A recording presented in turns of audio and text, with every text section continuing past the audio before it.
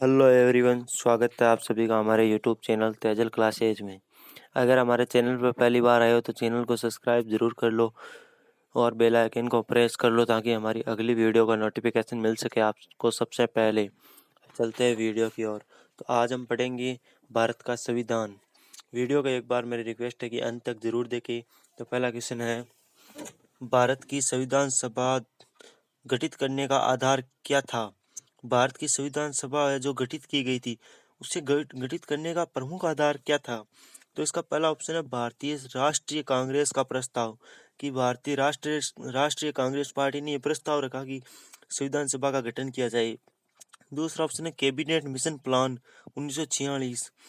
Cabinet mission plan हुआ था 1946 में, उसमें यह प्रस्ताव रखा गया था कि संविधान सभा का गठन होना चाहिए। या तीसरा ऑप्शन है भारतीय स्वतंत्रता अधिनियम 1947। भारतीय स्वतंत्रता अधिनियम 1947 में यह कहा गया कि संविधान सभा का गठन होना चाहिए। यह चौथा ऑप्शन है भारतीय डोमिनियन के प्रांतीय राज्य विधानमंडलों के प्रस्ताव।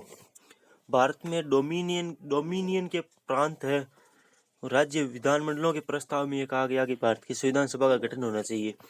तो इसका राइट आंसर है वो होगा दोस्तों कैबिनेट मिशन प्लान 1946। 1946 में जो कैबिनेट मिशन प्लान हुआ था उसमें यह कहा गया था कि भारत की संविधान सभा का गठन होना चाहिए भारत में। तो इसका राइट आंसर होगा कैबिनेट मिशन प्लान 1946।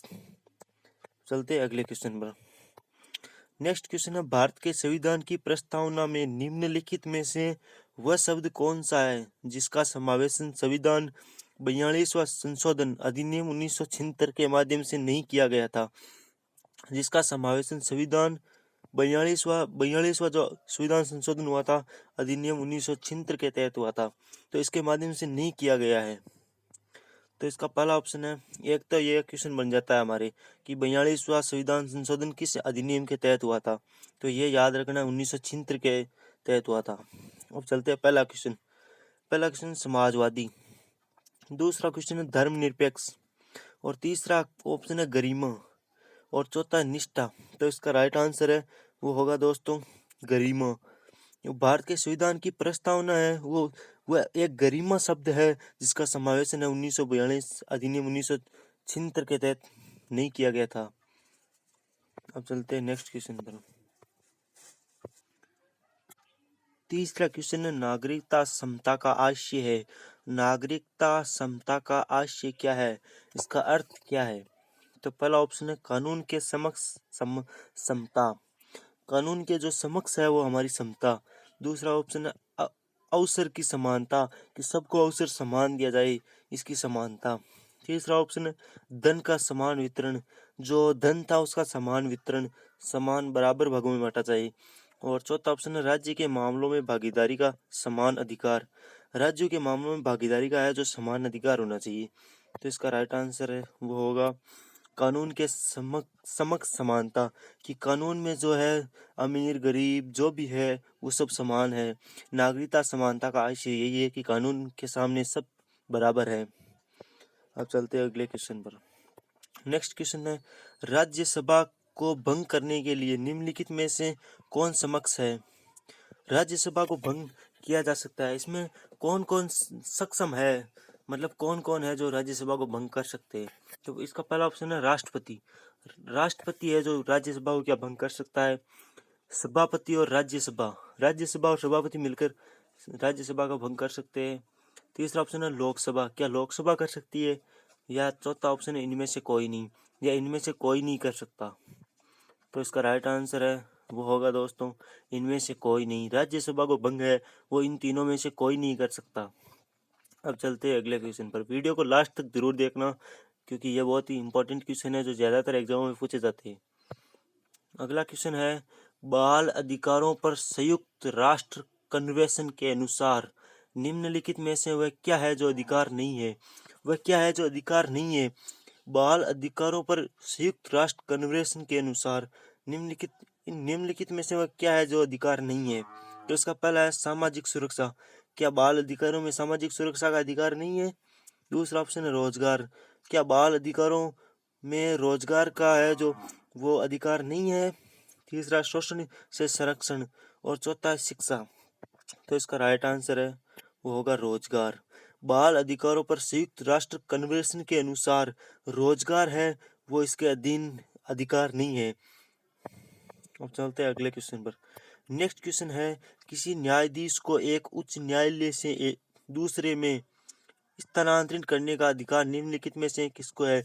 किसी न्यायालय के न्यायाधीश, उच्च न्यायालय के न्यायाधीश का ट्रांसफर, जो अपन बोलते हैं ट्रांसफर हो गया, वो ट्रांसफर करने का अधिकार किसके पास है?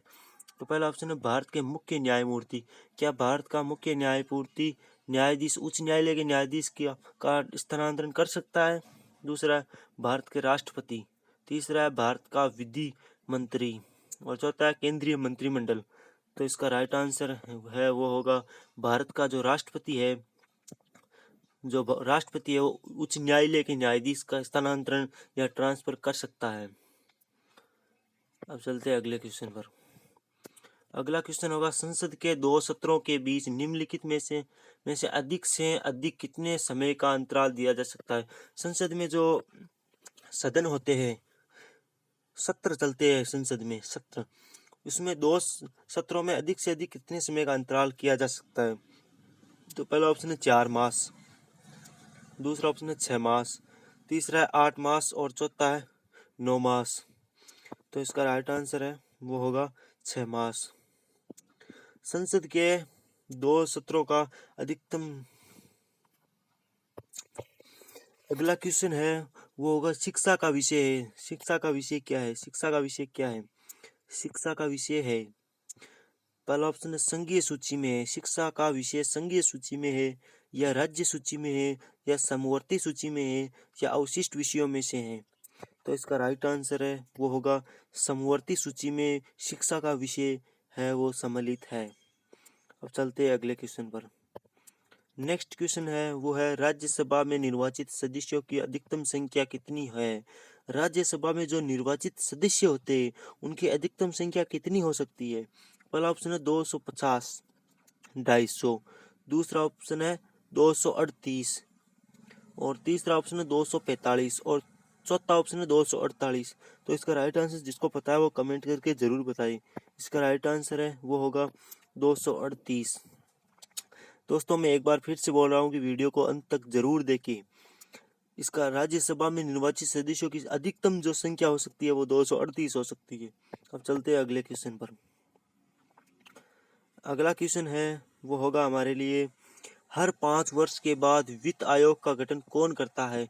आपको पता ही है हर 5 वर्ष के बाद वित्त आयोग है उसका गठन किया जाता है। तो इसका गठन कौन करता है? तो इसका पहला ऑप्शन है मंत्रिपरिषद। क्या मंत्रिपरिषद वित्त आयोग का गठन करता है? दूसरा संसद, तीसरा राष्ट्रपति और चौथा नियंत्रक एवं महालेखा परीक्षक। तो इसका राइट आंसर है वो होगा दोस्तों राष्ट्रपति। राष्ट्रपति है वो हर 5 साल बाद वित्त आयोग का गठन करता है।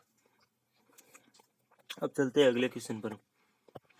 अगला क्वेश्चन है वो होगा हमारा, संसद के दो सदनों का संयुक्त अधिवेशन कब बुलाया जाता है?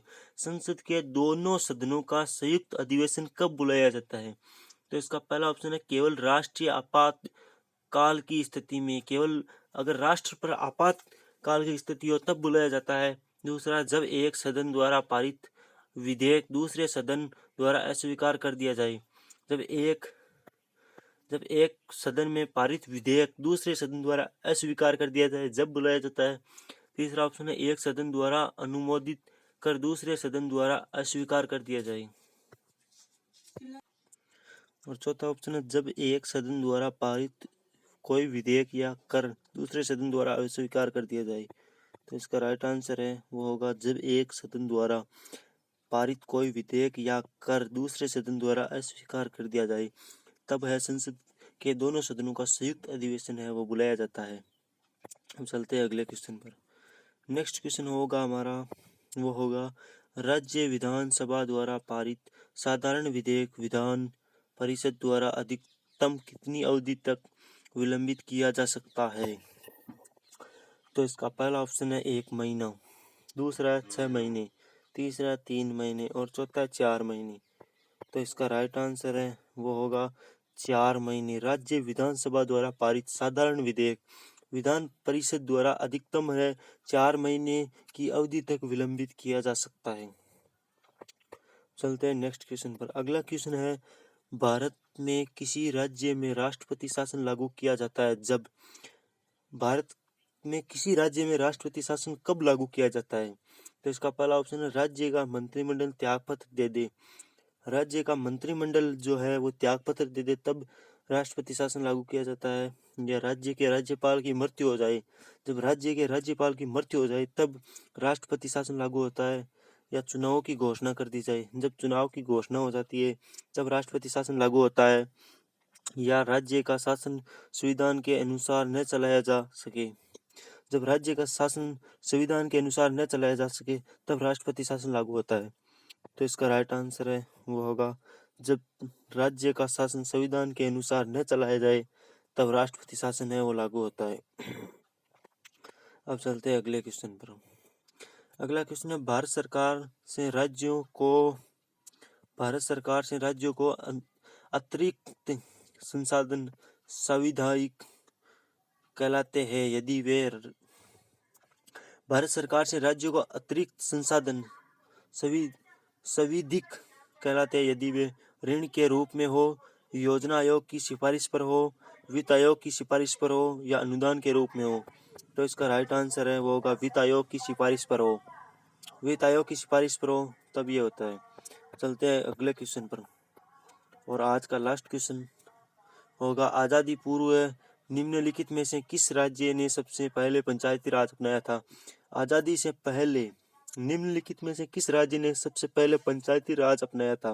तो इसका पहला ऑप्शन है आंध्र प्रदेश, दूसरा बिहार, तीसरा गुजरात और चौथा राजस्थान। तो इसका राइट आंसर है वो होगा दोस्तों बिहार। बिहार ने आज़ादी से पहले ही पंचायती राज राज्य अपना लिया था। तो दोस्तों कैसा लगा आज का ये वीडियो कमेंट करके ज़रूर बताना, लाइक शेयर करना न भूलना और हमारे चैनल को सब्सक्राइब कर ले ताकि हमारी अगली वीडियो का नोटिफिकेशन आपको सबसे पहले मिल सके।